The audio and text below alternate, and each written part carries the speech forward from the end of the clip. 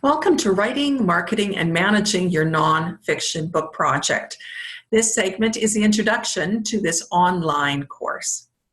Welcome. My name is Jeannie Martinson, and this program is based on my own experience over the last 20 years of writing more than 9 nonfiction books, as well as coaching more than a dozen people to take their knowledge and codify it into a book of a nonfiction genre to help build their business. So who is this program for? This program is designed for professional speakers, for coaches, facilitators, counselors, for people who have a body of knowledge that they want to codify into a book to help build their business and to help them in their practice that they currently have. Who is this program not for? Although these tips and strategies would be useful for someone writing a fiction book, it really is targeted for people working on a nonfiction book project. So let's jump in.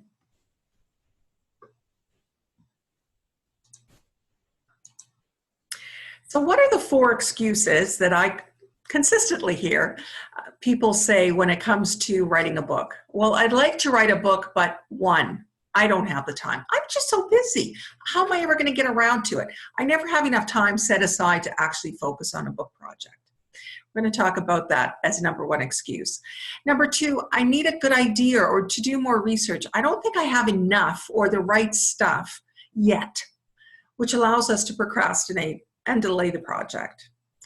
3rd excuse, I'm getting so much advice and it all differs and contradicts with each other. How do I know what's the best way to write a nonfiction book? And the last excuse we're going to talk about in this introductory section is I have started my book and now I'm stuck.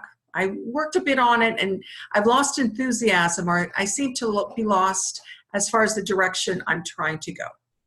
So let's take each one at a time. P.D. James, who's a well-known British mystery writer, she's passed on, and she said there never is a convenient time to start your first book. And I'm a firm believer in that. I think that if we wait until we have time to write our first book, it never will get written.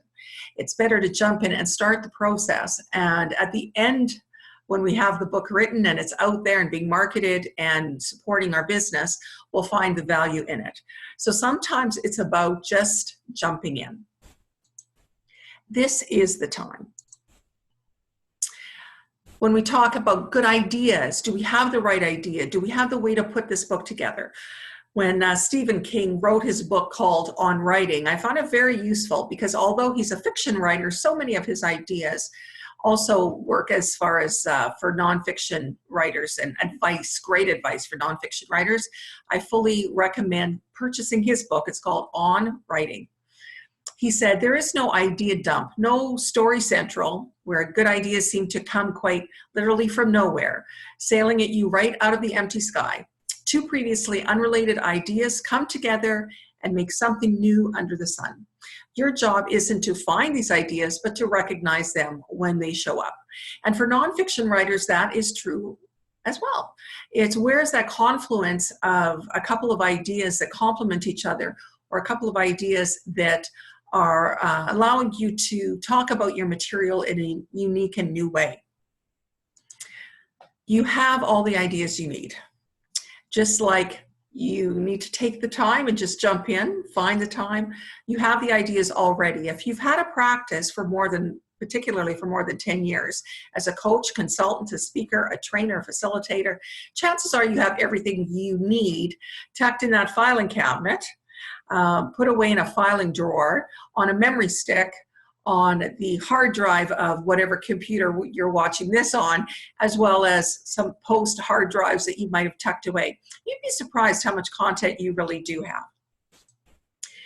When we talk about all this conflicting advice, Ernest Hemingway, famous fiction writer, said, writing and travel broaden your ass, if not your mind, and I like to write standing up. Hemingway wrote at what they call a standing desk. And so when authors say, well, the best thing to do is to write standing up, that's Hemingway's way, but it might not be your way. You might be surprised to find out that Mark Twain and several other writers wrote while reclining, sometimes even in their bed. And so when people say this is the right way to write, be very cautious, because it's important that you recognize that there's different kinds of advice. And no one agrees on this practice called writing, marketing, and managing your book project. You're going to hear a lot of different advice, and a lot of the conflicts. So for example, some writer has mentioned the best way to write is to get up at 5 a.m. and write from 5 to 7. And we're going to talk about in the next chapter that if you're an early bird, that's great.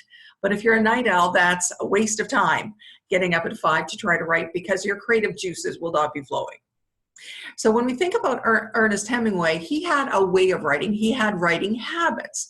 And it's very important for you to understand that there's more than one way. And you must make a choice as to which is the best way for you to be successful when it comes to writing, marketing, and managing your book project. Mark Twain, who, as I was saying, wrote when he reclining on a couch, when it came to his writing, he said, one should never use exclamation points in writing. It is like laughing at your own joke. Now, here's the interesting thing is many of us use exclamation marks, but that's his opinion. And so whose advice do you take? The most important thing is to recognize the right process for you is the one you design yourself. So as you go through this project of writing this nonfiction book, pay attention to what makes sense to you, what works for you, what seems to get you the results that you need. Because the right process for you is very different than the right process for someone else. So when we think about what are the beliefs that we need to embrace now, instead of embracing the belief that we don't have time, we don't have the right idea, there's all this conflicting advice, I'm confused, I'm stuck. Instead, this is the time. You have all the ideas you need. There is more than one way. You must make a choice as to what is the way you want to write and to create, market, and manage your book project. And the right process for you is the one you design yourself. So it's important to take some time to think about these 4 beliefs. And in the next chapter, we're going to talk specifically about creating your author personality. So what are the things that you need to ask yourself so that you can design a process to write your nonfiction book with the least pain, money, and frustration? Because when you can make your book project flow as smoothly as possible with as least money involved and least frustration, that's really where you want to be, I'm sure. So when we think about this process as we go along, let me give you some other advice and other tips and tools. My publishing site is called Wood Dragon Books, and we have free articles and tips there on the writing process. So I encourage you to check that out as you go through this process, and have a great day and good writing.